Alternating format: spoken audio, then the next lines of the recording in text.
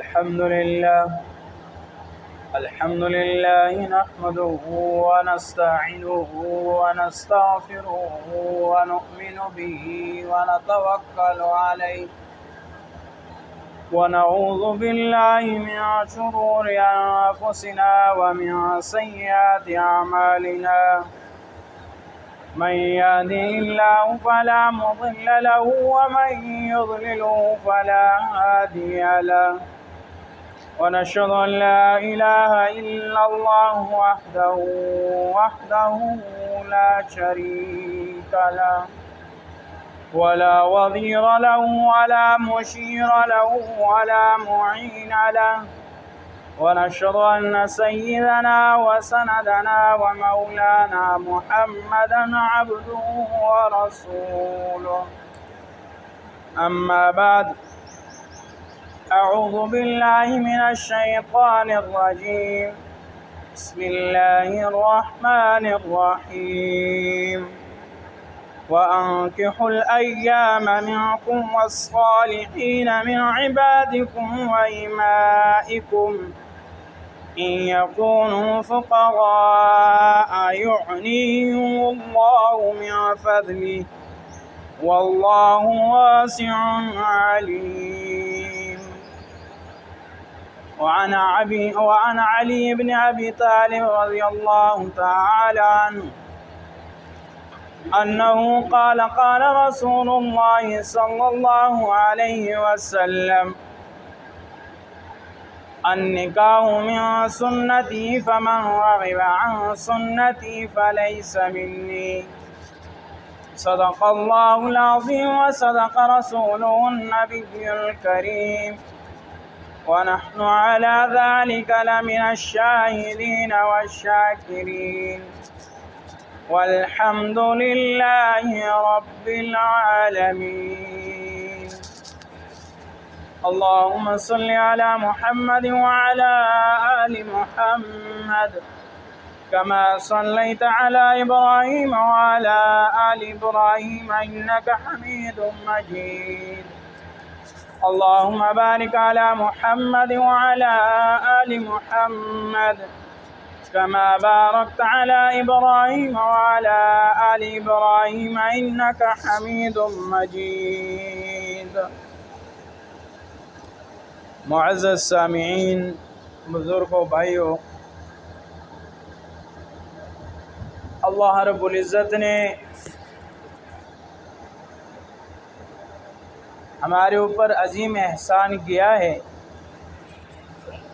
اللہ رب العزت نے ہمیں اسلام کی دولت سے نوازا ہے، کیونکہ اسلام کے اندر اللہ رب العزت نے پاک دامنی اور اللہ رب العزت نے اسلام کے اندر ہی عزت رکھی ہے۔ اسلام کے اندر اللہ رب العزت نے شرم و حیا رکھا ہے۔ اسلام کے اندر اللہ رب العزت نے چھوٹے بڑے کی تمیز، ادب و احترام بتایا ہے۔ اسلام نے ہمیں زندگی گزارنے کا طریقہ سکھلایا۔ اسلام کے اندر سارا کا سارا سب کچھ ہے۔ اسلام سے ہٹ کر زندگی وہ ساری کی ساری خسارے والی اور نقصان والی۔ اللہ رب العزت فرماتے ہیں کہ اسلام کے اندر مومنوں کے لیے ہم نے نکاح کو جائز کر دیا کہ مومنین نکاح کریں، اور نکاح تمام انبیاء کرام علیہ السلام کی سنت ہے، اور نکاح کے کئی درجات بتلائے گئے کہ نکاح بعض مقام پر واجب ہو جاتا ہے اور کئی مقام پر نکاح سنت ہے۔ تو اللہ رب العزت نے آپ صلی اللہ علیہ وسلم کی اس امت کو اس عظیم نعمت سے نوازا ہے کہ انسان کی ہم جنسی اور انسان کی فطرتی تقاضے کو پورا کرنے کے لیے نکاح کی ضرورت ہے، تو اللہ رب العزت نے اس کو جائز کر دیا۔ اور پھر اللہ رب العزت نے فرمایا کہ تم نکاح کرو، نکاح کی طاقت رکھتے ہو، تمہارے اندر طاقت ہے تو نکاح کرو۔ نکاح کرنے سے تمہارے اندر کیا آئے گا؟ آپ صلی اللہ علیہ وسلم کا مبارک ارشاد ہے کہ نکاح سے انسان کا آدھا ایمان کامل ہو جاتا ہے۔ نکاح سے انسان کا آدھا ایمان کامل ہو جاتا ہے کہ انسان کی نفس برائی سے بچ جاتی ہے اور انسان کی نظر بری نگاہ بری جگہ پہ لگنے سے بچ جاتی ہے، محفوظ ہو جاتی ہے۔ اس لیے فرمایا وَأَنكِحُوا، اور تم نکاح کرو، الایام، بیوی عورتیں، منکم، تم میں سے، جو غلام ہے، اور صالحین سے مراد نیک، یعنی نیک لوگ، نیک جو تمہارے ماتحت ہیں ان کا بھی نکاح کرواؤ۔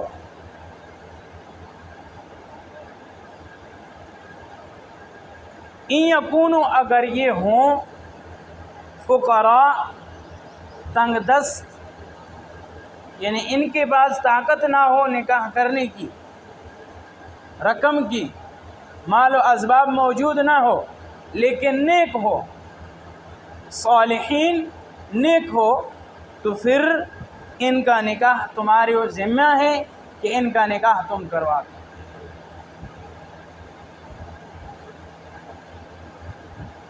یغنیہم اللہ، اور انہیں اللہ رب العزت غنی کر دے گا، اللہ رب العزت انہیں غنی کر دے گا۔ کیوں؟ من فضلہ، اپنے فضل سے، واللہ، اور اللہ تعالی، واسع، بہت بڑے وسعت والے ہیں، علیم، علم والے۔ نکاح کی برکات یہ ہیں کہ نکاح جب انسان کر لیتا ہے تو اس انسان کا ایک تو یہ فائدہ ہو جاتا ہے کہ انسان کا نفس محفوظ ہو جاتا ہے، برائیوں سے رک جاتا ہے، گناہوں سے بچ جاتا ہے۔ اور آپ صلی اللہ علیہ وسلم کا مبارک ارشاد ہے کہ میں اپنی امت کی کثرت پر فخر کروں گا، قیامت والے دن میں اپنی امت کی کثرت پر فخر کروں گا۔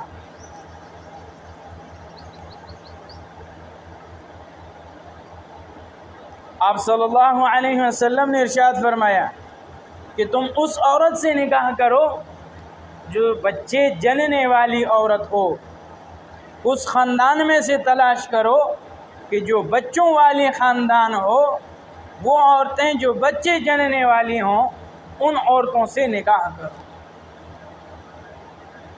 لیکن آج کل الٹ چل رہا ہے، 2 بچے بہت ہی اچھے، اور یہ گناہ کبیرہ ہے، بچے کو روکنا یہ گناہ کبیرہ ہے۔ اسلام نے اس کا بھی طریقہ بتلایا ہے کہ اگر انسان میاں بیوی کسی ایک میں سے طاقت نہیں ہے تو پھر اس کے لیے اسلام نے مختلف طریقے بتلائے ہیں، ان طریقوں سے اپنے آپ کو روکا جائے۔ لیکن مکمل بندش کرانا، آپریشن کروانا اور ختم کروا دینا یہ گناہ کبیرہ ہے۔ اور یہ قتل کے برابر ہے، یہ قتل کے برابر ہے۔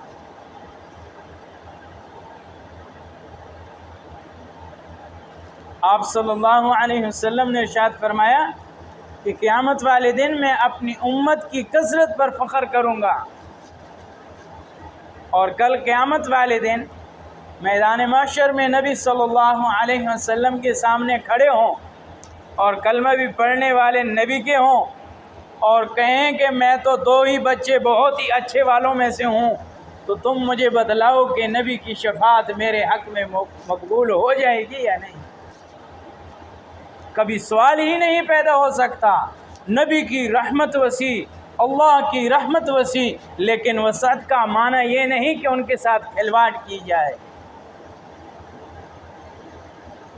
آج ایک دنیا کے 1-2 ٹکے کے انسان کے ساتھ کوئی کھلواڑ، کوئی مذاق کرتا ہے تو وہ اس کو چھٹی کا دودھ یاد کروا دیتا ہے، اور اللہ کے رسول کے ساتھ مذاق اور کھلواڑ کیا جا رہا ہے، اور اس کی رحمت کی امید ہی رکھتا ہو کہ اس کی رحمت تو بہت امید ہے اور وہ مجھے بخش دے گا۔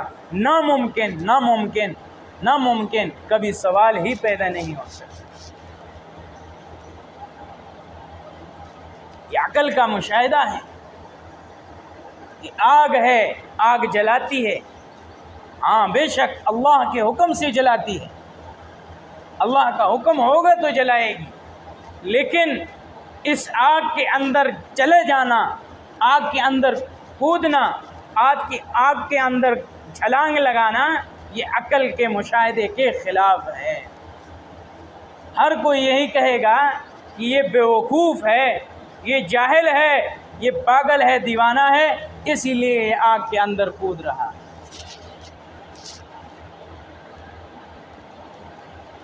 اللہ رب العزت نے آپ صلی اللہ علیہ وسلم کو ایک مکمل ضابطہ حیات دے کر بھیجا، اور آپ صلی اللہ علیہ وسلم کی سیرت کو اللہ رب العزت نے ایک مکمل دین بنا کر بھیجا۔ اب آپ صلی اللہ علیہ وسلم کی سیرت کو جو اپنائے گا، اس کے مطابق زندگی گزارے گا، تو پھر یہ انسان کامیاب ہوگا، اور اگر اس کے خلاف زندگی گزارے گا تو پھر یہ خسارے میں ہوگا۔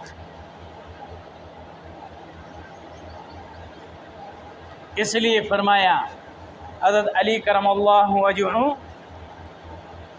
جناب نبی کریم صلی اللہ علیہ وسلم سے روایت نقل کرتے ہیں، آپ صلی اللہ علیہ وسلم نے مبارک ارشاد فرمایا، النکاح من سنتی، کہ نکاح میری سنت ہے، فمن رغب عن سنتی، بس جس نے میری سنت سے اعراض کیا، فلیس منی، وہ ہم میں سے نہیں ہے۔ آج ایک دوسری بیماری معاشرے کے اندر پھیلی ہوئی ہے۔ آج بچیاں بوڑھی ہو رہی ہیں، نوجوان بوڑھے ہو رہے ہیں، لیکن نکاح نہیں ہو رہا۔ کیوں نہیں ہو رہا جی؟ اس وجہ سے نہیں ہو رہا کہ دہیج پورا نہیں ہے، ولیمے کا کھانا، ولیمے کا بندوبست پورا نہیں ہے، کوٹھی نہیں ہے، گاڑی نہیں ہے، بینک بیلنس نہیں ہے، اچھی خاصی نوکری نہیں ہے، اس وجہ سے شادی نہیں ہو رہی۔ ارے اللہ کے نبی کا مبارک ارشاد ہے کہ جب 2 لڑکا لڑکی جوان ہو جائیں اور ان کے جوڑ کا آپس میں جوڑ مل جائے، لڑکی کا جوڑ کا خامد مل جائے یا لڑکے کو جوڑ کی لڑکی مل جائے، تو فوراً ان کا نکاح کر دو، فوراً ان کا نکاح کر دو۔ آج جتنی بھی بے حیائی معاشرے کے اندر پھیلی ہوئی ہے، اس ساری بے حیائی کے پیچھے سب سے بڑا ہاتھ جو ہے وہ والدین کا۔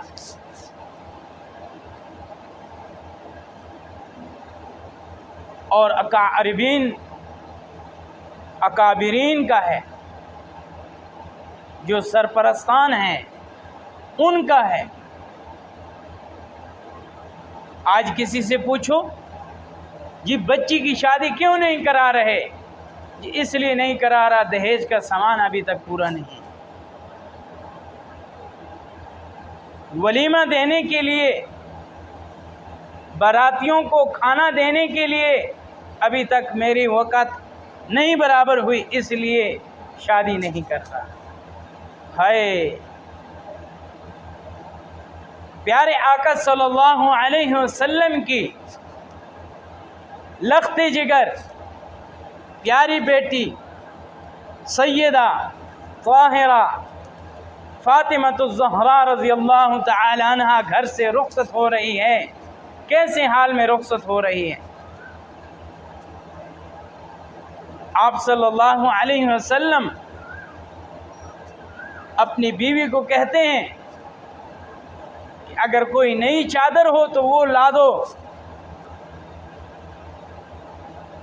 بیوی اندر جاتی ہے اور چادر نکال کے لے کر آتی ہے تو اس چادر میں بھی چمڑے کے پیوند لگے ہوئے ہوتے ہیں، اور وہ چادر دونوں جہانوں کی ہستی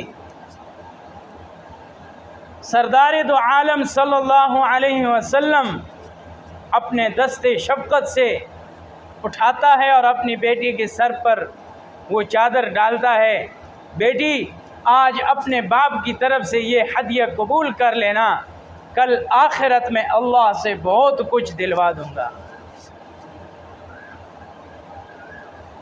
اور عشاء کے وقت ایک باندی، ایک زوجہ وہ ڈولی لے کر جا رہی ہیں اس سیدہ کی، اور وہ ڈولی حضرت علی کرم اللہ وجہہ کے گھر جا رہے۔ یہ بارات ہے اور یہ رخصتی ہے۔ صبح کو ولیمہ ہوا،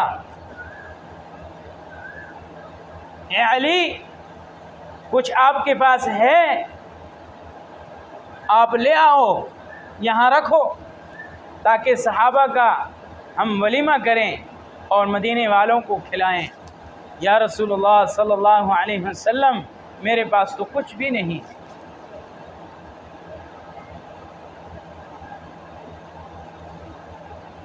حضرت عثمان رضی اللہ تعالی عنہ نے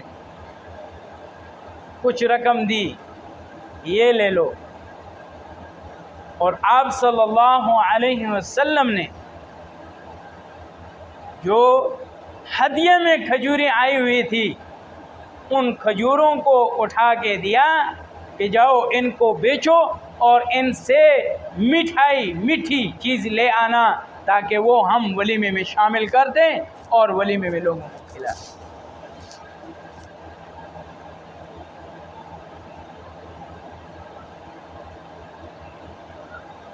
تو بات کرنے کا مطلب یہ تھا کہ آج جتنی بھی بے حیائی پھیلی ہوئی ہے وہ یہی ہے کہ آج نکاح کی قلت ہے اور زنا کی کثرت ہے۔ اور یہ خود بخاری شریف کی حدیث مبارک ہے، آپ صلی اللہ علیہ وسلم نے ارشاد فرمایا کہ قرب قیامت کی علامات میں سے ایک علامت یہ بھی ہے کہ زنا عام ہو جائے گا اور نکاح مہنگا پڑ جائے گا، نکاح بہت مہنگا ہوگا اور زنا عام ہو جائے گا، زنا کھلم کھلا کیا جائے گا، علل اعلان کیا جائے گا اور نکاح پر قلت ہو جائے گی۔ آج اسی دور سے گزر شروع میں نے جو آیات تلاوت کی، اللہ رب العزت فرماتے ہیں وَأَنكِحُوا کہ تم نکاح کرو، تو نکاح کے ذریعے سے اسلام میں پاک دامنی پیدا ہوتی ہے، نسل پیدا ہوتی ہے، حیا والی مسلمان نسل پیدا ہوتی ہے اور مسلمان نسل بڑھتی ہے۔ تو مسلمان نسل کے بڑھنے سے اسلام کے اندر پھر اسلام کو اللہ رب العزت تقویت دیتے ہیں اور اسلام کا بول بالا کرنے کے لیے والیاں ہستیاں پیدا ہوتی ہیں، جیسے کہ ہم اکابرین کے قصے سنتے رہتے ہیں۔ آج مغرب کی تہذیب میں نہ ماں کی تعظیم ہے، نہ ماں کی پہچان ہے، نہ بیٹی کی پہچان ہے، نہ بہن کی پہچان ہے۔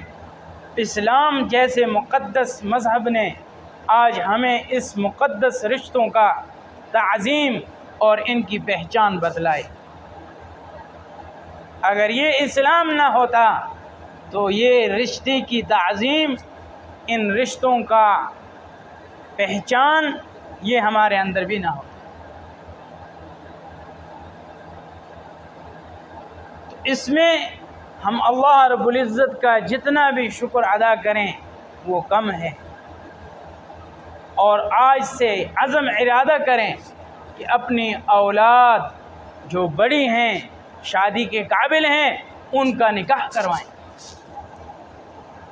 آپ صلی اللہ علیہ وسلم کا مبارک ارشاد ہے کہ جب تک اولاد بدعمالیوں میں مبتلا ہوگی، کہ جب تک کہ اس کی شادی نہ کروا دے تو اس وقت تک ان گناہوں کے اندر، ان برائیوں کے اندر جو اولاد سے سرزد ہو رہی ہیں، ان کے اندر والدین برابر کے شریک ہیں۔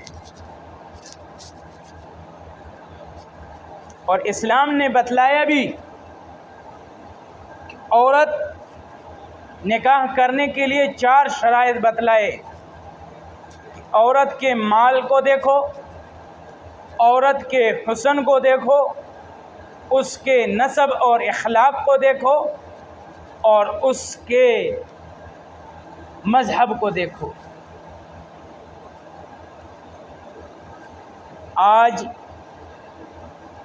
ہم یہ پہلی والی 2 شرطیں تو بڑے غور سے، بڑی دلچسپی سے تلاش کرتے ہیں، یہ بعد والی 2 یہ ہم کبھی تلاش ہی نہیں کرتے، کبھی تلاش ہی نہیں کرتے۔ آج ایک داڑھی رکھا ہوا لڑکا جو نبی کی سنت کا 100% پابند، نبی کی سیرت پر چلنے والا، آج وہ کہیں نکاح کا پیغام بھیج دے تو اس کو نکاح کے پیغام کے بدلے میں یہ الفاظ کہے جاتے ہیں، اور مولوی صاحب آپ مولوی ہو لہذا ہم آپ کو اپنی بیٹی کی نکاح نہیں دیں گے۔ کئی ایسے واقعات ہیں۔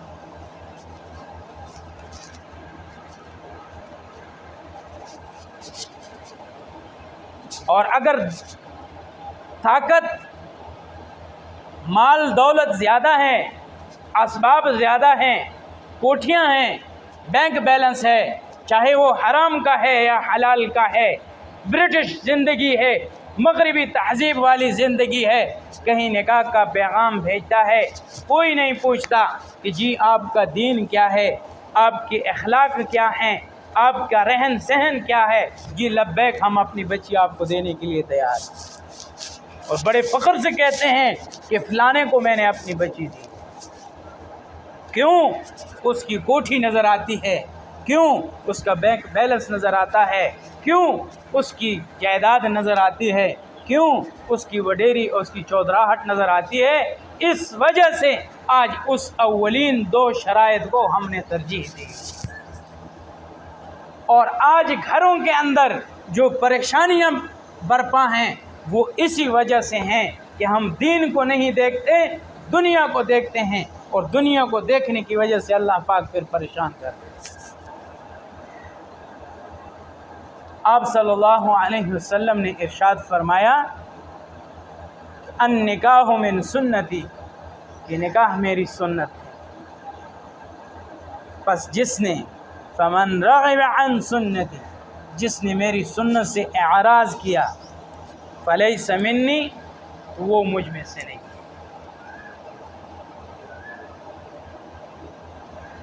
کئی ایسے حضرات آج غور کر لیں ذرا اپنی زندگی پر کہ ہماری زندگی کس طرز پہ گزر رہی ہے۔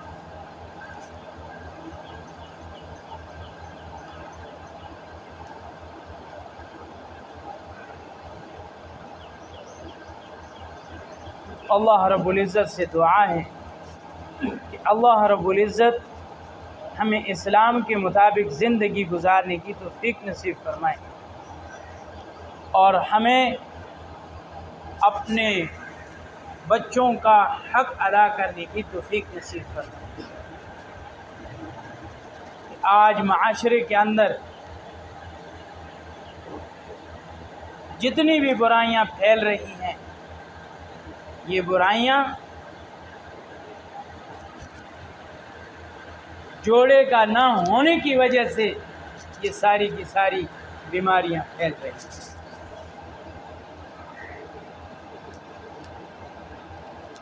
آج کالج یونیورسٹیوں کے اندر گرل فرینڈ بوائے فرینڈ ان کا ایک سبق ایک پیریڈ چلا جا رہا ہے۔ نوجوان لڑکے اور لڑکیاں آپس میں ایک دوسرے کے گلوں میں باہیں ڈال کر گھوم رہے ہیں، پھر رہے ہیں، کوئی شرم و حیا نہیں۔ اسلام نے ایک تعظیم دی ہے اور اسلام نے ایک ادب بتلایا ہے۔ اس دائرے کے اندر ہم رہیں گے تو ہم اسلام کے اندر ہیں، اگر اس دائرے سے باہر ہوں گے تو پھر ہم اسلام کے اندر نہیں، اسلام کی حدود میں۔